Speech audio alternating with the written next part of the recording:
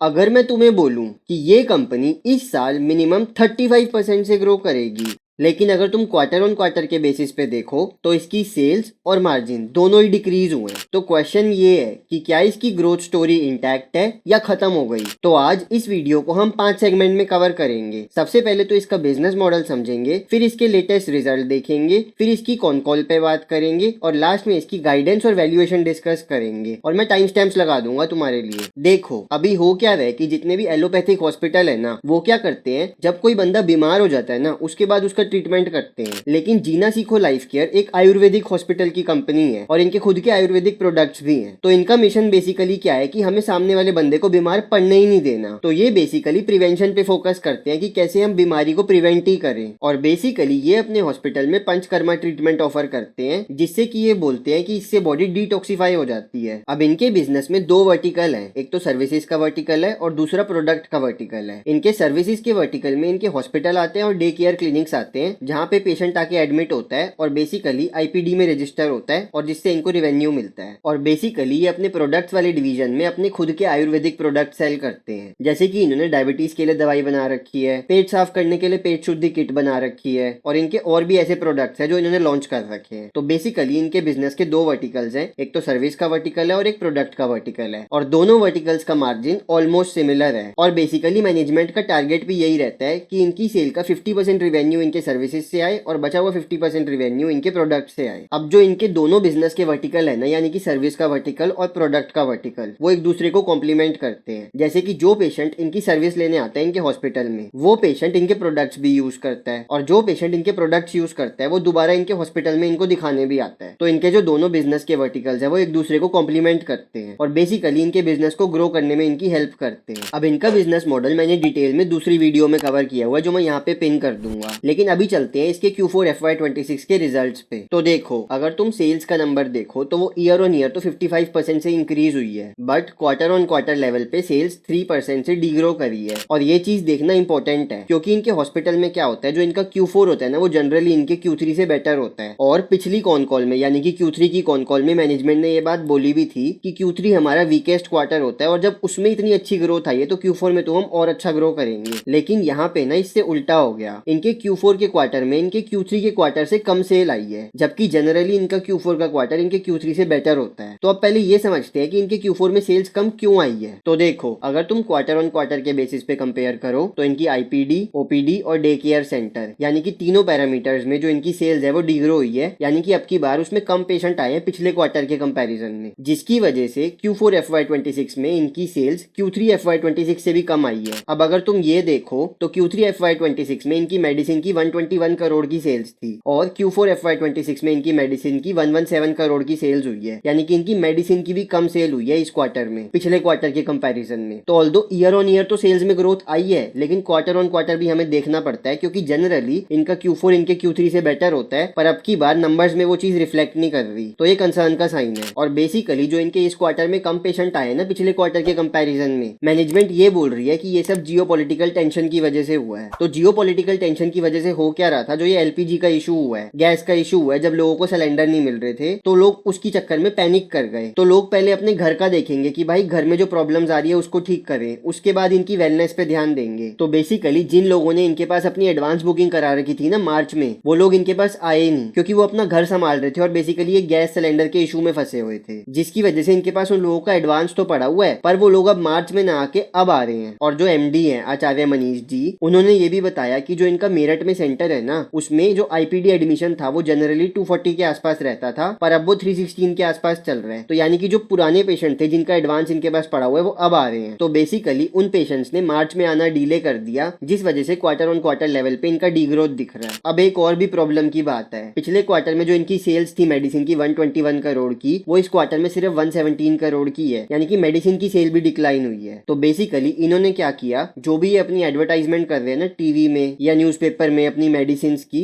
उसको बढ़ा दिया है ताकि इनकी मेडिसिन की जो सेल है वो भी इंक्रीज हो पाए। और इस मंथ में इन्होंने 2 नए प्रोडक्ट्स भी लॉन्च किए हैं अपने। अब तुम ये देखो, इन्होंने अपने गवर्नमेंट का रिवेन्यू ईयर ऑन ईयर के बेसिस पे और क्वार्टर ऑन क्वार्टर के बेसिस पे जान के कम किया है, क्योंकि मैनेजमेंट कई बार ये पिछली कॉन कॉल्स में बोल चुकी है कि गवर्नमेंट वाले बिजनेस में हमारे पैसे अटक जाते हैं, मतलब गवर्नमेंट से पैसे निकलवाना ही बहुत मुश्किल होता है। तो ये जान के बेसिकली गवर्नमेंट का रिवेन्यू कम कर रहे हैं और बेसिकली ये गवर्नमेंट से तब तक अपना रिवेन्यू इंक्रीज नहीं करेंगे जब तक गवर्नमेंट अपना पोर्टल नहीं बना देती और इनको टाइम टू टाइम पेमेंट करनी स्टार्ट नहीं कर देती। तो मतलब बेसिकली जो इन्होंने गवर्नमेंट से रिवेन्यू कम किया है ना, वो तो अच्छी बात है और वो इन्होंने जान के कम किया है। अब बेसिकली जो इनकी सेल्स डिक्रीज हुई है ना क्वार्टर ऑन क्वार्टर के लेवल पे, जो कि कंसर्न का साइन है, वो इसलिए भी हुई है क्योंकि इन्होंने अपना ऑडिटर चेंज किया है। अब की बार इस क्वार्टर में इन्होंने जीटी को अपना ऑडिटर हायर कर लिया है और जीटी तो एक ग्लोबल फर्म है, तो तुम्हें भी पता है। तो पहले ये क्या करते थे, अपनी सेल्स की रिवेन्यू में अपने एडवांस के रिवेन्यू को भी बुक कर लेते थे। सपोज कस्टमर ने इनको एडवांस दे दिया और ये बोल दिया कि मैं अगले महीने 10 तारीख को तुम्हारे पास आऊंगा, तो ये अपनी सेल्स में उस एडवांस को भी बुक करके दिखा देते थे। लेकिन अब इनको ऑडिटर चेंज होकर जीटी आ गया, तो जीटी ने क्या किया, उसने ये बोला कि आप सिर्फ उतने को ही सेल में बुक करो जिसका पेशेंट का बिल बन के पेशेंट चला जाए, यानी कि एडवांस को अब ये सेल में बुक नहीं कर रहे। अगर ये Q4 में उन एडवांसेस को बुक करते ना, तो इनकी Q4 की सेल्स इनके Q3 के कंपैरिजन में 6 से 9 करोड़ ऊपर ही रहती। पर क्योंकि जीटी के आने की वजह से इन्होंने एडवांसेस को बुक नहीं किया, इस वजह से भी सेल्स के लेवल पे क्वार्टर ऑन क्वार्टर में तुम्हें डीग्रोथ दिख रही है। तो बेसिकली जो इनके 2 डिवीजन है, एक तो सर्विस का डिवीजन और एक मेडिसिन का डिवीजन। सर्विस की डिवीजन में भी इनके पास कम पेशेंट आए हैं क्वार्टर ऑन क्वार्टर के लेवल पे, और मेडिसिन भी ये कम सेल कर पाए हैं क्वार्टर ऑन क्वार्टर के लेवल पे, जबकि नॉर्मली इनका Q4 Q3 से ज्यादा अच्छा होता है। पर ये नंबर्स में नहीं दिख रहा, तो ये कंसर्न का साइन है। ऑल्दो मैनेजमेंट ये बोल रही है कि गोइंग फॉरवर्ड हमने पिछली कॉन कॉल में जो भी गाइडेंस दे रखी है वो अब तक इंटैक्ट है, उसमें कोई चेंज नहीं है। और बेसिकली इन्होंने ये गाइड कर रखा है कि अगले 3 से 5 साल में ये 3000 करोड़ की सेल के आसपास टच करेंगे, और इनकी इस साल की सेल है 800 करोड़ की। तो अगले 3 से 5 साल में ये अपनी सेल को 800 करोड़ से 3000 करोड़ के आसपास लेके जाएंगे। पर इनके बोलने से कुछ नहीं होता, हमें हर 3-3 महीने में इस चीज को ट्रैक करना पड़ेगा लगातार। अब तुम ये मत समझना कि ये बहुत गंदा रिजल्ट है, क्योंकि ईयर ऑन ईयर के लेवल पे तो ग्रोथ आई है, पर मार्केट इससे यही एक्सपेक्ट कर रही थी कि Q1Q लेवल पे भी ग्रोथ आएगी, पर वो नहीं आ पाई। तो मॉडरेट रिजल्ट है। बट अब एक चीज सोचो, अप्रैल और मई में भी तो वॉर चल ही रही है, यानी कि जियोपॉलिटिकल टेंशन है। तो फिर क्या पता ये अगले क्वार्टर में आके फिर से यही बहाना लगा दे कि भाई जियोपॉलिटिकल टेंशन की वजह से हमारी सेल्स ग्रो नहीं कर पाई क्वार्टर ऑन क्वार्टर। तो इसी जियोपॉलिटिकल टेंशन को काउंटर करने के लिए ना इन्होंने अपने बिजनेस मॉडल में कुछ चेंजेस किए हैं। जैसे कि इन्होंने अपना हेल्थ कार्ड लॉन्च किया है, जो मैंने तुम्हें पिछली बार भी बताया था कि इन्होंने अपना हेल्थ कार्ड लॉन्च किया है, जिसमें जब भी पेशेंट इनके पास दिखाने आएगा या इनसे टेस्टिंग कराएगा तो उसको पॉइंट्स मिल जाएंगे, और उन पॉइंट्स को वो अगले अपने किसी भी अपॉइंटमेंट या इनकी मेडिसिन खरीदते हुए रिडीम कर सकते हैं। और अगर वो पेशेंट किसी और पेशेंट को रेफर करके इनके पास लेके आता है तो उसके भी उसको पॉइंट्स मिलेंगे, जिसको वो मेडिसिन खरीदने में या पंचकर्मा लेने में रिडीम कर सकता है। तो मैनेजमेंट कह रही है कि इस हेल्थ कार्ड से हमारी सेल्स बढ़नी चाहिए गोइंग फॉरवर्ड। और बेसिकली इस जियोपॉलिटिकल टेंशन को काउंटर करने के लिए ये एक चीज और कर रहे हैं, जो बेसिक बीमारी है ना, जैसे डायबिटीज हो गई, बीपी की हो गई या नी पेन हो गई, उसके लिए ये कैंप लगाना भी स्टार्ट कर रहे हैं, जिसकी वजह से भी ये एक्सपेक्ट कर रहे हैं कि गोइंग फॉरवर्ड इनकी सेल्स बढ़ेगी। और अब बेसिकली ये अपने सुपर स्पेशलिटी हॉस्पिटल भी स्टार्ट करने वाले हैं, और ये एक काम और कर रहे हैं, ये बेसिकली गायनी के सेगमेंट पे भी फोकस कर रहे हैं, यानी कि प्रेगनेंसी के टाइम पे फीमेल के प्रोडक्ट्स भी लॉन्च कर रहे हैं। और ये कह रहे हैं कि हम एक ऐसा इनिशिएटिव चलाने वाले हैं जहाँ पे अगर किसी को भी प्रेगनेंसी प्लान करनी है ना, तो पहले थोड़े दिन हमारे पास रह के जाए, आयुर्वेदिक ट्रीटमेंट ले, ताकि मदर और बेबी दोनों ही हेल्दी हो। तो इस पे भी काम कर रहे हैं। तो बेसिकली मैनेजमेंट काफी स्टेप्स ले रही है ताकि जियोपॉलिटिकल टेंशन का इंपैक्ट ना आए इन पे गोइंग फॉरवर्ड। पर इस क्वार्टर में तो इनके ऊपर काफी इंपैक्ट आया जियोपॉलिटिकल टेंशन का, जिसकी वजह से इनकी आईपीडी और ओपीडी दोनों की वॉल्यूम कम हुई है। और मैनेजमेंट के बोलने से कुछ नहीं होता, हमें ये चीज अगले क्वार्टर में ट्रैक करनी पड़ेगी कि क्या इनके इनिशिएटिव्स काम भी कर रहे हैं नहीं, क्योंकि वॉर तो अभी चल ही रही है। और क्या पता अगले क्वार्टर में आके भी ये यही बोल दे कि हमारी सेल्स नहीं ग्रो कर पाई क्योंकि जियोपॉलिटिकल टेंशन थी। तो भाई ध्यान से ट्रैक करना पड़ेगा इस कंपनी को। अब अगर तुम इनका पैट देखो तो वो भी ईयर ऑन ईयर 79% से इंक्रीज हुआ है। पर वही सेम बात ईयर ऑन ईयर ना देख के अगर तुम क्वार्टर ऑन क्वार्टर देखो तो इनका पैट मार्जिन डिक्रीज हुआ है। पिछले क्वार्टर में जो इनका पैट मार्जिन 30% था, वो इस क्वार्टर में 21% तक आ गया है। ऑल्दो मैनेजमेंट ने यही गाइड कर रखा था पिछली इतनी सारी कॉन कॉल से कि हम अपने पैट मार्जिन को 21 से 25% के बीच में मेंटेन करेंगे। मतलब जो इनका 21% का पैट मार्जिन आया है ना, वो इनकी गाइडेंस के हिसाब से ही आया है। पर मार्केट एक्सपेक्ट कर रही थी कि तुम 30% पैट मार्जिन ही मेंटेन करोगे, तो इन्होंने मार्केट को तो डिसअपॉइंट कर दिया। क्योंकि क्या होता है, पिछले क्वार्टर में इनका 30% का पैट मार्जिन देख के ना मार्केट की एक्सपेक्टेशन बहुत ज्यादा हो गई थी इससे, और इनका आया 21% का। अब ये देखते हैं कि ये पैट मार्जिन डिक्रीज क्यों हुआ है, और क्या ये स्ट्रक्चरली डिक्रीज हो गया या फिर वन टाइम इंपैक्ट है। तो देखो इस क्वार्टर में इनका 21 करोड़ का इंपैक्ट आया इनके एबिटा में। अगर तुम एबिटा में 21 करोड़ ऐड कर दो ना, तो इनका एबिटा मार्जिन वापस 46% हो जाएगा। लेकिन इस क्वार्टर में इनको 21 करोड़ का हिट लेना पड़ा अपने एबिटा पे, जिसमें से 19 करोड़ तो वन टाइम इंपैक्ट है और 2 करोड़ इनका रिकरिंग एक्सपेंस है। तो इस चीज को समझते हैं। तो देखो, एक तो लेबर लॉस चेंज हो गए, यानी कि लेबर कोड आया ना जो, उसकी वजह से इम्पैक्ट आया है। दूसरा, इन्होंने अपने एम्प्लॉइज को बोनस दिया है, जिसकी अच्छी परफॉर्मेंस थी उसको बोनस दिया है, जिसकी वजह से ये इम्पैक्ट आया है। और क्योंकि इनका ऑडिटर चेंज हुआ है तो इनकी इंड एएस अकाउंटिंग में इनकी लीजिंग चेंज हुई है, जिसकी वजह से भी इम्पैक्ट आया है। तो बेसिकली जो इनका 21 करोड़ का इम्पैक्ट आया है ना इनके एबिटा पे, उसमें 19 करोड़ का तो ये सब है, यानी कि जो वन टाइम इम्पैक्ट है बार बार नहीं आएगा, जिसमें बोनस हो गए या लेबर कोड के चेंजेस हो गए या लीजिंग चेंजेस हो गए। लेकिन जो 2 करोड़ का इम्पैक्ट आया ना वो रिकरिंग है और वो बार बार आएगा, यानी कि हर क्वार्टर में आएगा। और वो इसलिए आया है क्योंकि इन्होंने अपना स्वदेशी हेल्थ कार्ड लॉन्च किया है, जिसमें ये कस्टमर को पॉइंट्स दे रहे हैं और कस्टमर वो पॉइंट्स को रिडीम करके डिस्काउंट लेता है। तो बेसिकली 2 करोड़ का जो ये एबिटा का इम्पैक्ट है ना वो हर क्वार्टर में आएगा, क्योंकि इनका स्वदेशी हेल्थ कार्ड तो हर क्वार्टर में चलेगा। तो बेसिकली तुम बात की समरी समझो कि जो 21 करोड़ का इम्पैक्ट है उसमें 19 करोड़ का तो वन टाइम इम्पैक्ट है, मतलब दोबारा नहीं आएगा, और 2 करोड़ का इम्पैक्ट हर क्वार्टर में आएगा, क्योंकि वो हेल्थ कार्ड की प्रोविजन की वजह से आ रहा है, जिस वजह से इनके एबिटा मार्जिन और पैट मार्जिन दोनों डिक्रीज हो गए। पर ये वन टाइम है तो इनके मार्जिन नॉर्मलाइज हो जाएंगे गोइंग फॉरवर्ड। तो बेसिकली जो इनका मार्जिन डिक्रीज हुआ है वो इसलिए डिक्रीज नहीं हुआ कि इनके बिजनेस में कोई वीकनेस है, बेसिकली वो वन टाइम इम्पैक्ट की वजह से हुआ। अब ये तो तुम्हें ऑलरेडी पता ही है कि इनकी बैलेंस शीट पे इतना डेट नहीं है और ये बहुत अच्छा कैश फ्लो भी जनरेट करते हैं और इनका आरओसी का नंबर भी बहुत अच्छा है। अब अगर तुम इनके बेड्स देखो ना तो इनके पास टोटल बेड्स है 2861 के अराउंड, लेकिन उनमें से ऑपरेशनल है सिर्फ 2300 बेड। तो अब एक कंसर्न की बात है, ना ही इन्होंने पिछले क्वार्टर में कोई बेड ऐड किए और ना ही इस क्वार्टर में कोई बेड ऐड किए, यानी कि पिछले 2 क्वार्टर से ये बेड ऐड नहीं कर रहे। और पिछले क्वार्टर में भी मैनेजमेंट ने ये बोला था क्योंकि Q3 हमारा वीक क्वार्टर होता है, तो इसलिए हमने जान के अपने बेड इंक्रीज नहीं किए ताकि हमारी एक्सपेंस ना आए, क्योंकि पेशेंट नहीं आते उस टाइम पे, तो इसलिए हमने बेड ऐड नहीं किए। और इस क्वार्टर में फिर से मैनेजमेंट क्या बोल रही है कि क्योंकि ये जियोपॉलिटिकल टेंशन चल रही थी और वॉर चल रही थी, तो उस जियोपॉलिटिकल टेंशन की वजह से क्योंकि हमारे पास कम पेशेंट आ रहे थे तो हमने इस क्वार्टर में जान के एक्स्ट्रा बेड्स को ऑपरेशनल नहीं किया, क्योंकि जब भी हम एक्स्ट्रा बेड्स को ऑपरेशनल करते हैं तो उसकी कॉस्ट बढ़ जाती है और पेशेंट आ नहीं रहे तो हमारी फालतू में कॉस्ट बढ़ जाती है और हमारे प्रॉफिट पे इम्पैक्ट आ जाता। तो पिछले 2 क्वार्टर से इन्होंने अपने बेड्स को इंक्रीज नहीं किया, क्योंकि पिछला क्वार्टर तो इनका वैसे ही वीक क्वार्टर होता है और इनका जो ये क्वार्टर है वो वॉर की वजह से अफेक्ट हो गया। लेकिन मैनेजमेंट ये बोल रही है कि अगले 3 से 5 महीने में ये अपने सारे नॉन ऑपरेशनल बेड्स है ना जो इनके, उसको ऑपरेशनल कर देंगे। तो ये चीज भी हमें गोइंग फॉरवर्ड अगले क्वार्टर में ट्रैक करनी पड़ेगी कि क्या इनके ऑपरेशनल बेड्स इंक्रीज हो रहे हैं या नहीं, क्योंकि वॉर तो अभी भी चल रही है। ऑल्दो इन्होंने अलग अलग स्ट्रेटेजी बनाई है ताकि इस वॉर से इनको इतना इम्पैक्ट ना पड़े, यानी कि ये कैंप लगा रहे हैं, गायनी के पेशेंट्स के लिए भी काम कर रहे हैं और लोकल बीमारियों पे भी काम कर रहे हैं। लेकिन ये चीज ट्रैक करनी पड़ेगी अगले 3 महीने बाद कि क्या इनके ऑपरेशनल बेड्स का नंबर इंक्रीज हुआ या नहीं हुआ, क्योंकि ये पिछले क्वार्टर में भी बोल रहे थे कि हम Q4 में अपने ऑपरेशनल बेड्स का नंबर इंक्रीज कर देंगे, पर इन्होंने नहीं किया। और अगर ऐसे ही चलता रहा ना 1-2 क्वार्टर और कि भाई इन्होंने ऑपरेशनल बेड के नंबर इंक्रीज नहीं किए अपने वॉर की वजह से या कोई भी वजह से, तो जो इनका लॉन्ग टर्म टारगेट है ना पैट ग्रोथ का वो ये अचीव नहीं कर पाएंगे। तो गोइंग फॉरवर्ड इस कंपनी को कॉशियस रह के ट्रैक करना पड़ेगा हर 3-3 महीने में। और वैसे तो इन्होंने ये टारगेट दे रखा है कि अगले 5 साल में ये 7 से 10 हजार बेड लगा देंगे अपने। अब जो इन्होंने बेड लगा रखे हैं उस पे जो इनका एवरेज रिवेन्यू आता है एक बेड पे, जिसको एवरेज रिवेन्यू पर ऑपरेटिंग बेड बोलते हैं, वो भी तो बढ़ना चाहिए, तभी तो वैल्यू ग्रोथ आ पाएगी। तो इसके लिए इन्होंने एक नई स्ट्रेटेजी बनाई है। तो इन्होंने क्या किया है, छोटी छोटी बीमारियों पे फोकस कर लिया, जैसे एंजाइटी हो गई, नींद ना आना, बैक पेन, इसके लिए भी इन्होंने कैंप लगाने चालू कर दिए और वहां से ही अपने पेशेंट को आईपीडी में लेके जाएंगे और उसको एडमिट करके उसको पंचकर्मा देंगे। और जून में ये एक नया प्रोजेक्ट लॉन्च कर रहे हैं कि अगर किसी को भी अपना बेबी प्लान करना है ना तो उससे पहले ये 2-3 महीने इनके पास आके इनका आयुर्वेदिक ट्रीटमेंट लो, ताकि जो मदर है और जो बेबी है वो दोनों हेल्दी रहें। तो इस पे भी ये फोकस कर रहे हैं और ये कोशिश कर रहे हैं कि इससे अपने बेड का एवरेज रिवेन्यू बढ़ा पाए। तो मतलब ये गायनी वाले केस पे भी फोकस कर रहे हैं और अलग अलग फीमेल्स की प्रॉब्लम एड्रेस करेंगे, जैसे कि प्रेगनेंसी हो गई, फाइब्रॉइड्स हो गए या यूट्रस की कोई दिक्कत हो गई, वो सबको एड्रेस करेंगे और अपने आयुर्वेद से ठीक करने की कोशिश करेंगे। तो बेसिकली अब इनका ये टारगेट है कि अगले 3 से 5 महीनों में 2800 से 3000 बेड्स को ऑपरेशनल कर देंगे और इनको इन पेशेंट से भरेंगे जो कॉमन डिजीज वाले पेशेंट हो गए या जो गायनी के पेशेंट्स हो गए उससे भरेंगे। और जो इंडियन गवर्नमेंट ने ड्राफ्ट निकाला ना आयुर्वेदा का, उसमें उन्होंने 8800 से 9400 के आसपास का रिवेन्यू दिया है एक बेड पे पर पेशेंट के लिए, और इनका रिवेन्यू उससे कम है। तो गोइंग फॉरवर्ड वहां से भी इसका रिवेन्यू ग्रोथ आ सकता है। और बेसिकली जो इनके एमडी है वो ये बोल रहे थे कि एक बार गवर्नमेंट से न्यूज आ जाए ना और इनका पोर्टल तैयार हो जाए ताकि हमें गवर्नमेंट से टाइमली पेमेंट मिल जाए, तो हम इमीडिएटली 2000 बेड इंक्रीज कर देंगे, क्योंकि इन्होंने बहुत सारे कॉलेजेस से बात कर रखी है। तो जैसे ही ये गवर्नमेंट का पोर्टल तैयार होगा ना, ये इमीडिएटली 1 साल के अंदर अंदर अपने 2000 बेड इंक्रीज कर देंगे ताकि ये अपना रिवेन्यू इंक्रीज कर पाए। और इनका यही टारगेट है कि इस साल के एंड तक, यानी कि FY27 के एंड तक, ये ऑलमोस्ट 3000 से 3500 बेड्स टारगेट कर रहे हैं। और इनका लॉन्ग टर्म टारगेट तो मैंने तुम्हें बता ही दिया कि अगले 3 से 5 साल में ये 7000 से 10,000 बेड्स टारगेट कर रहे हैं। और बेसिकली जो इनके एमडी हैं आचार्य मनीष जी, वो अलग अलग हेल्थ इंश्योरेंस कंपनीज के साथ मीटिंग भी कर रहे हैं। जैसे उन्होंने HDFC अर्गो वालों के साथ मीटिंग करी कि जो उनके नी रिप्लेसमेंट वाले पेशेंट है ना, उनको पहले एक बार जीना सीखो लाइफ केयर के आयुर्वेदिक सेंटर पे भेजो और ये बिना ऑपरेशन के ही उसको कम खर्चे में ठीक कर देंगे, क्योंकि इनके पास रिसर्चेज हैं उसको लेके। अब बात करते हैं इनकी कॉन कॉल के बारे में। लेकिन यार अगर तुम्हें ये रिसर्च अच्छी लग रही है ना, तो अभी के अभी सबसे पहले इस वीडियो को लाइक कर दो, क्योंकि तभी यूट्यूब इस वीडियो को आगे प्रमोट करता है, वरना यूट्यूब इंप्रेशन ही नहीं देता। तो अगर तुम्हें ये अच्छी लग रही है तो इसको एक बार लाइक जरूर कर दो। तो चलो अब इसकी कॉन कॉल पे चलते हैं। तो बेसिकली अभी अपने लग्जरी वेलनेस के सेंटर खोल रहे हैं चंडीगढ़ में, पंचकुला में और मनाली में, जहाँ पे ये अपने कस्टमर से बहुत हाई चार्ज करेंगे और उनको पूरी लग्जरी तो देंगे ही देंगे, साथ में उनको पंचकर्मा थेरेपी भी देंगे। और ये अपने नए नए हॉस्पिटल भी खोल रहे हैं। जैसे लखनऊ में इनका हॉस्पिटल फाइनल हो गया है, पटना में और कोलकाता में ये प्रॉपर्टी ढूंढ रहे हैं। तो बेसिकली इनका ये टारगेट है कि इस साल ये अपने सारे बेड्स को ऑपरेशनल कर देंगे। और बेसिकली जून और जुलाई में इनके और प्रोडक्ट्स लॉन्च होंगे, जैसे बीपी की दवाई, कैंसर की दवाई या इनकी डिप्रेशन की दवाई है, वो सभी अब जून जुलाई में लॉन्च कर देंगे, जिससे भी इनका प्रोडक्ट वाला रिवेन्यू इंक्रीज होगा। तो बेसिकली ये कंपनी अपना रिवेन्यू इंक्रीज करने के लिए नए नए प्रोडक्ट्स में एक्सपैंड कर रही है। अब सबसे इंपॉर्टेंट टॉपिक पे बात करते हैं कि इस कंपनी ने ग्रो करने की क्या गाइडेंस दे रखी है। पर इससे पहले मैं इनकी गाइडेंस डिस्कस करूं, अगर तुम और ऐसे स्टॉक्स की डिटेल्ड एनालिसिस देखना चाहते हो तो सबसे पहले अभी के अभी इस चैनल को सब्सक्राइब कर लो। तो चलो अब इनकी गाइडेंस पे चलते हैं। सबसे पहले तो इन्होंने ये गाइडेंस दी है कि अगले 3 से 5 साल में अपने रिवेन्यू को 3000 करोड़ के आसपास ले जाएंगे, और करंटली इनका 800 करोड़ का रिवेन्यू है। तो अगर तुम ये मानो कि ये अपने 5 साल में अपने रिवेन्यू को 3000 करोड़ के आसपास ले जाएंगे, तो भी ये 30% CAGR की ग्रोथ हो गई सेल्स में। और ये यही टारगेट कर रहे हैं कि जो इनका 3000 करोड़ का रिवेन्यू होगा ना, उसमें इनका 50% शेयर तो इनके सर्विसेज से आएगा, यानी कि हॉस्पिटल से आएगा जिसमें ये पेशेंट एडमिट करते हैं, और 50% शेयर इनके प्रोडक्ट से आएगा। और दोनों में इनका मार्जिन ऑलमोस्ट सेम है। तो यानी कि ऑलमोस्ट 1500 करोड़ का रिवेन्यू इनके सर्विसेज से आएगा और 1500 करोड़ का रिवेन्यू इनके प्रोडक्ट डिवीजन से आएगा। और बेसिकली मैनेजमेंट ने ये गाइडेंस दे रखी है कि हम अगले 3 से 5 साल में 4 से 5 गुना कर देंगे अपने पैट को यहाँ से। तो बेसिकली ये कंपनी अपने पैट को भी 30 से 35% CAGR के रेट पे ग्रो कर सकती है अगले 3 से 5 साल के लिए। और इन्होंने अपनी पिछली कॉन कॉल में ये भी बोल रखा था कि हम अगले 4 साल में अपने पैट को 4x करेंगे, यानी कि 40% CAGR से अपने पैट को ग्रो करेंगे। तो बेसिकली इस कॉन कॉल में भी इन्होंने अपनी पुरानी गाइडेंस को मेंटेन किया है। और इन्होंने FY27 की ये गाइडेंस दी है कि FY27 में ये मिनिमम 300 करोड़ का पैट करेंगे, और FY26 का पैट है 222 करोड़ का, यानी कि FY27 में ये मिनिमम अपने पैट को 35% से तो ग्रो करेंगे ही करेंगे। तो ये हो गई इस कंपनी की लॉन्ग टर्म गाइडेंस। अब चलते हैं इसकी वैल्यूएशन पे। तो करंटली अगर मैं तुम्हें इसकी FY26 के हिसाब से PE रेशो कैलकुलेट करके बताऊं ना, तो वो 35 के आसपास की है। और ये कंपनी FY27 में यानी कि इस साल मिनिमम 35% से ग्रो करेगी। अब देखो, अगर तुम थोड़ा और एग्रेसिव होना चाहते हो तो तुम क्या कर सकते हो, इसकी PE रेशो भी FY27 के बेसिस पे निकाल लो। और वो कैसे निकालेंगे, उसको निकालने का तरीका बहुत सिंपल है। Current market cap divided by FY27 का एस्टिमेटेड पैट कितना है, और इनका करंट मार्केट कैप है अराउंड 8000 करोड़ का, और FY27 का पैट मैनेजमेंट ने खुद ही गाइड कर दिया कि हमारा 300 करोड़ के आसपास का होगा मिनिमम। तो अगर तुम इसकी FY27 के हिसाब से PE रेशो निकालोगे ना, तो वो हो जाएगी current market cap divided by FY27 का पैट, यानी कि 8000 डिवाइडेड बाय 300, यानी कि ऑलमोस्ट 27 के आसपास की। लेकिन मैं कंजर्वेटिव रह के इसकी FY26 की PE रेशो ही अज्यूम करूंगा और उससे इसकी पेग रेशो निकालूंगा। तो पेग रेशो निकालने का तरीका तुम्हें पता ही है। पेग रेशो निकालने का तरीका होता है PE रेशो डिवाइडेड बाय अगले साल पैट में कितने % की ग्रोथ एक्सपेक्टेड है, और इसकी FY26 की PE रेशो है 35 के आसपास की, और FY27 में ये अपने पैट को भी 35% से ही ग्रो करेंगे। तो यानी कि ये ऑलमोस्ट 1 की पेग पे अवेलेबल है। तो बेसिकली ये एक 35% का ग्रोथ इंजन है जो 1 की पेग पे अवेलेबल है। अब देखो, ये तो हमें लगातार ट्रैक करना पड़ेगा कि जो मैनेजमेंट ने कहा है क्या वो करके दिखा पा रही है या नहीं करके दिखा पा रही, क्योंकि पिछले 2 क्वार्टर में इन्होंने एक भी बेड इंक्रीज नहीं किया, जबकि इन्होंने कहा था हम बेड इंक्रीज करेंगे। दूसरा, इस क्वार्टर में इनकी सेल्स पे भी इंपैक्ट आया हुआ है वॉर की वजह से, और इन्होंने ये भी बोला कि Q1 FY27 में ये रिकवर कर जाएगा। तो मतलब इस कंपनी को ध्यान से ट्रैक करना पड़ेगा गोइंग फॉरवर्ड कि जो इन्होंने कहा है क्या वो हो भी रहा है या नहीं हो रहा। तो ये हो गई इसकी वैल्यूएशन पे डिस्कशन। अब अगर तुम भी स्टॉक्स को ऐसे ही फंडामेंटली एनालाइज करना चाहते हो, तो मैं यूट्यूब पे फंडामेंटल एनालिसिस का कोर्स ही बना रहा हूँ, और उसकी वीडियोस यहाँ पे आ रही होंगी, तो फटाफट जाके उसको चेकआउट करो।